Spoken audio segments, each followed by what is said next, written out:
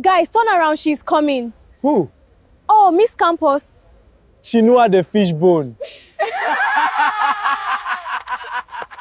Everyone called her Miss Campus, not because she won a beauty pageant, not because she was the most admired girl in school, but because she was the girl everyone talked about, the girl everyone mocked, the girl everyone judged. And the truth about her wasn't discovered until after a funeral. This is the story of Miss Campus, and trust me, you will never forget her. Before we begin, if you love emotional stories with powerful life lessons, please subscribe to Storybanquet Films, like this video, and tell us where you're watching from. Now, let's begin. Her real name was Chinua Johnson. She was 20 years old, a third-year student at the University of Calabar.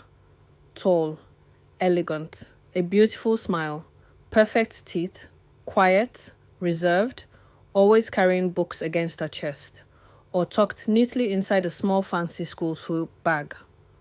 But nobody called her Chinua.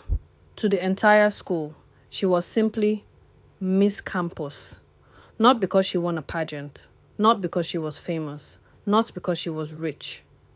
People had called her Miss Campus because everyone had an opinion about her. They talked about her, they laughed at her, they noticed her. And yet, nobody truly knew her. It all started when Chinua began losing weight. Month after month, she became thinner. Her cheeks sank, her clothes became loose, her energy disappeared. People noticed. But instead of asking questions, they made jokes. Miss Campus, are you fasting for Nigeria? Small laughter. Miss Campus, if the wind blows, we'll lose you. Laughter. Miss Campus, are you sure you're eating at all? Eat well. Every joke landed like a stone. Every laugh cut a little deeper. But Chinua always smiled. Always. No matter how much it hurt. There was only one person who never laughed. Desmond Okoro, a quiet engineering student. He sat beside Chinua during a macroeconomics course. At first, they barely spoke.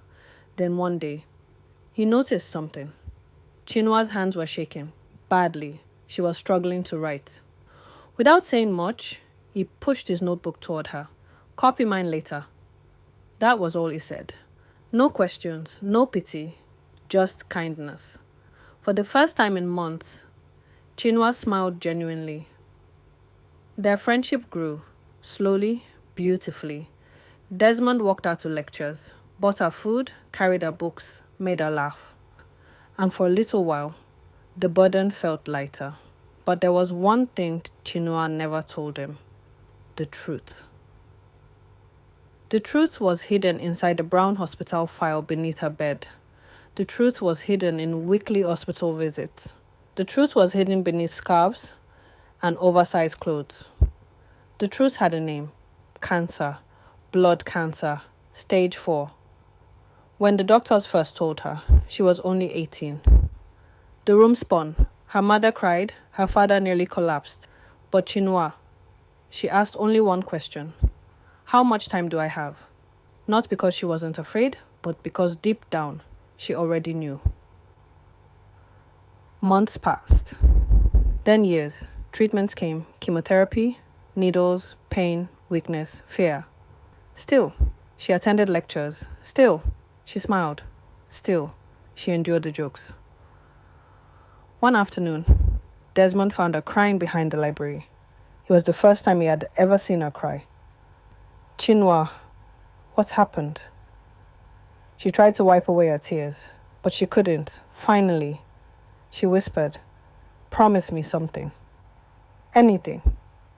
If one day I disappear, don't hate me." Desmond laughed nervously. What kind of thing is that? Pause. But Chinua wasn't laughing. As her illness worsened, she stopped coming to classes regularly, and almost immediately, rumors exploded across campus. Some said she was pregnant, others said she had HIV, some claimed she was taking drugs. Cruel stories spread like wildfire, Because lies always travel faster than truth. Nobody bothered asking her what was really wrong. Then one morning, Desmond received a call, a strange number. He answered and instantly knew something was wrong. It was Chinwa's mother. Her voice was broken, barely recognizable. Desmond, Chinwa asked me to call you. She passed away this morning. Long silence. Desmond dropped his phone and screamed. The funeral was held 3 days later. Rain fell gently from the sky. Students arrived in hundreds, then thousands. Everyone wanted to see Miss Campus one last time. Some came out of curiosity. Some came out of guilt. Others simply couldn't believe she was gone. Then came the moment nobody expected. The pastor stepped forward, holding a letter Chinua had written before she died. The entire church became silent. Others silent. To my classmates, if you are hearing this, I am already gone. I know many of you laughed at me. I know many of you mocked my appearance, but I forgave you a long time ago. Because pain changes people. And this sickness taught me something. Most people are fighting battles you cannot see. Please, be kinder than you are to me. People began crying, openly, uncontrollably. Even lecturers wiped tears from their eyes. Then came the final paragraph. Attached to Desmond, my best friend. The only person who treated me like I mattered. Thank you. You made my hardest days easier. And if there is another life, I hope we meet again. Desmond broke down completely.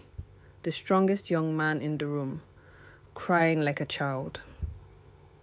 Weeks later, the university established a scholarship, not named after a professor, not named after a politician, but named after Chinua Johnson, the girl they once mocked, the girl they once judged, the girl they called Miss Campus. And every year, new students hear our story, not as a tragedy, but as a lesson, a reminder. That kindness costs nothing, and cruelty can haunt a person forever. Because sometimes, the strongest people are the ones smiling through unbearable pain. And sometimes, the girl everyone talks about is carrying a battle nobody can see. That was Miss Campus, and may we never forget her.